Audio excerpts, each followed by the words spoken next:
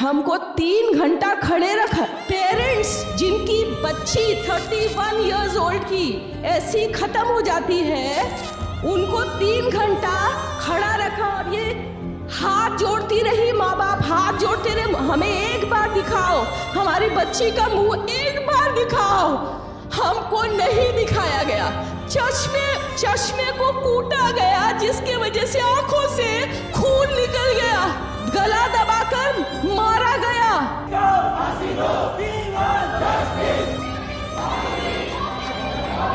कोलकाता के RG Kar medical college में एक लड़की का शव बरामद होता है जो कि नग्न अवस्था में होता है। और ये लड़की एक पीजी ट्रेनी डॉक्टर थी, मतलब कि अपना पोस्ट ग्रेजुएशन कर रही थी, यानी कि जो आरजीकर मेडिकल कॉलेज है उसमें अपना शिफ्ट कंप्लीट कर रही थी। अब इस दौरान एक्चुअली होता यह है कि एक डॉक्टर को उस हॉस्पिटल के अंदर ही रहना पड़ता है, वहीं पे अपना पूरा समय बिताना पड़ता है अपने पूरे कोर्स के दौरान। और एज यूजुअल ये डॉक्टर भी अपना पोस्ट ग्रेजुएशन कंप्लीट करने के लिए उस हॉस्पिटल में रुकती थी। अब होता यह है कि हर दिन के जैसे ही ये डॉक्टर अपना डिनर कंप्लीट करती है और रात को सोने के लिए एक हॉल में चली जाती है। और इस मेडिकल कॉलेज में सोने की कोई व्यवस्था नहीं थी, इसलिए इस डॉक्टर को एक हॉल में सोना पड़ता है। और रात के 2-3 बजे के आसपास ही इसके साथ वो घटना घटती है जो कोई भी व्यक्ति नहीं चाहेगा कि किसी भी लड़की के साथ घटे। और उसके बाद इस डॉक्टर की निर्मम तरीके से हत्या कर दी जाती है और अर्धनग्न अवस्था में छोड़ दिया जाता है। जब कुछ घंटों के बाद चारों तरफ अफरा तफरी मचती है, तब इस डॉक्टर के घर वालों को फोन किया जाता है और फोन करके बताया जाता है कि आपकी बेटी ने खुद की जान ले ली है। और इनके परिवार वालों ने बताया कि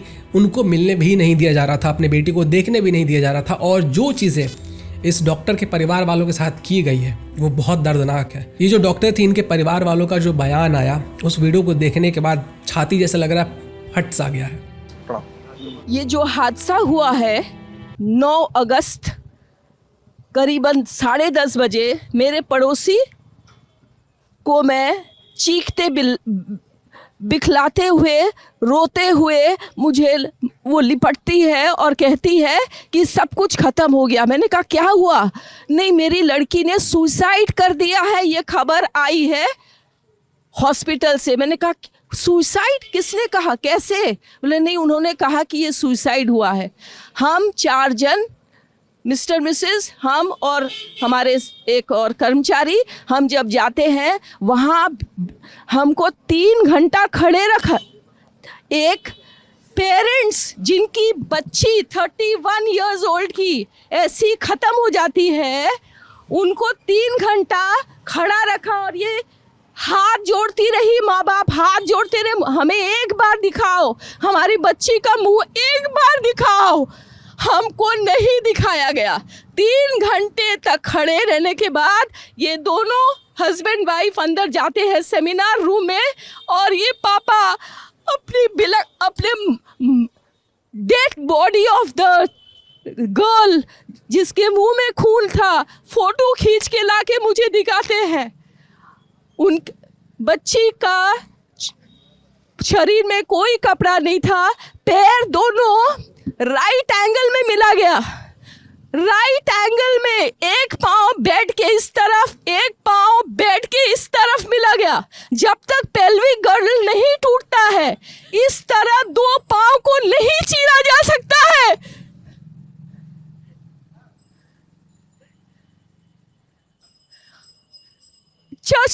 चश्मे को कूटा गया, जिसके वजह से आंखों से खून निकल गया। गले में गला दबाकर मारा गया। और पूरा ये जो मैं बोल रही हूँ, ये पूरा पोस्टमार्टम रिपोर्ट में वायरल हुआ है। आप लोग कृपया देखिए, ये कोई मनगढ़ंत नहीं है। मैं प्रधानमंत्री से हाथ जोड़ के रिक्वेस्ट करूंगी कि ये घटना जो एक 31 ईयर ओल्ड, एक meritorious student who has cracked her medical with her own stamina and her own intelligence, goes to that top and becomes a promising doctor. इतना कुछ हो जाता है, उसके बाद ढंग से कोई कार्रवाई नहीं होती है। ऐसा लगता है जैसे कि इस पूरे मुद्दे को दबाने की कोशिश की जा रही थी। हर तरफ से जो प्रयास हो सकता है वो प्रयास की जा रही थी। लेकिन जैसे जैसे डॉक्टर्स एक एक करके प्रोटेस्ट करते हैं, पब्लिक में आते हैं, डिमांड करते हैं जस्टिस की, और ये जो मुद्दा है वो तूल पकड़ता है, मीडिया के सामने आता है, लोग इसके बारे में बात करते हैं, तब जाकर इसमें कुछ कार्रवाई होनी शुरू होती है। इस डॉक्टर का जो ऑटोप्सी रिपोर्ट था उसमें क्लियरली दिख रहा था, हर चीज सामने चीख चीख कर कह रहा था कि इस लड़की के साथ क्या हुआ है, इस डॉक्टर के साथ क्या हुआ है। लेकिन मजाल थी किसी की कि इस डॉक्टर के लिए कोई जस्टिस की आवाज उठाए, इस लड़की के परिवार वालों के साथ खड़ा हो। आप सोच कर देखिए कि एक डॉक्टर के साथ ऐसी घटना होती है, उसे जान से मार दिया जाता है, और वो भी वहां पे जहां पे वो अपना सारा दिन बिताती है, वर्क एरिया में, जो उसकी कर्म भूमि है, वहीं पे उसके साथ ये सब घटनाएं होती हैं। और इससे ज़्यादा दर्दनाक और इससे ज़्यादा भयानक और क्या हो सकता है। और इतना सब कुछ होने के बाद इसे एक खुदकुशी का रूप देने की कोशिश की जाती है। ऐसे मामलों में जो मेडिकल कॉलेज के प्रिंसिपल होते हैं उनको सबसे पहला स्टेटमेंट देना पड़ता है, जो विक्टिम है उनके लिए खड़ा होना पड़ता है, उनके जस्टिस की डिमांड करनी पड़ती है। लेकिन यहाँ पे ऐसा कुछ भी हो ही नहीं रहा था। उल्टा ये जो प्रिंसिपल थे इन्होंने अपना इस्तीफा दे दिया। इस्तीफा देने के बाद ये छुट्टी पे चले जाते हैं और उसके कुछ ही समय के बाद इनको किसी और कॉलेज में अपॉइंट कर दिया जाता है। और कोलकाता हाई कोर्ट ने इस पूरे मामले का संज्ञान लिया और इस पे पूछा, गवर्नमेंट से पूछा, वहाँ के जो अधिकारी है उनसे पूछा कि भाई तुम किसी को बचाने की कोशिश कर रहे हो क्या। मतलब प्रिंसिपल का काम था कि वो स्टैंड ले, जो डॉक्टर थी उसके लिए जस्टिस की आवाज़ उठाए, और तुमने इस्तीफा दे दिया, छुट्टी पे तुम चले गए, और उसके बाद तुम्हें किसी और मेडिकल कॉलेज में अपॉइंट भी कर दिया जाता है। मतलब ये सब चीज़ें जानने के बाद आपको कुछ अजीब सा नहीं लग रहा है? अब इतना कुछ होने के बाद कोलकाता की पुलिस एक व्यक्ति को अरेस्ट करती है जिसका नाम संजय रॉय है, और इस व्यक्ति ने कन्फेस किया है कि हाँ मैंने ही ये सब कुछ किया है, जो कुछ भी हुआ है वो मैंने ही किया है। और वो कोई बच्ची नहीं थी, वो 31 साल की पीजी की स्टूडेंट थी। जहाँ तक मैं समझ पा रहा हूँ अकेले ये चीज़ पॉसिबल ही नहीं है।